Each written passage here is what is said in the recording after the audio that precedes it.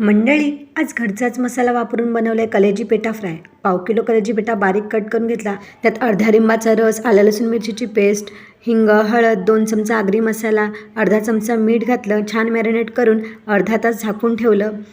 त्याच्यानंतर आता कढई गरम करून घेतली. त्याच्यामध्ये 2 पळी तेल घातलं.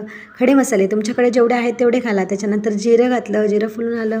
मग हिंग घातलं. हिंगही फुलून आलं. मग 5-6 लसणाच्या ठेचलेल्या पाकळ्या घातल्या. आलं लसूण हिरव्या मिरचीची पेस्ट अर्धा चमचा घातली. थोडीशी हळद घातली. 2 चमचा वाटण फोडणीलाच घालावं, म्हणजे जबरदस्त स्वाद कलेजी पेटामध्ये उतरतो.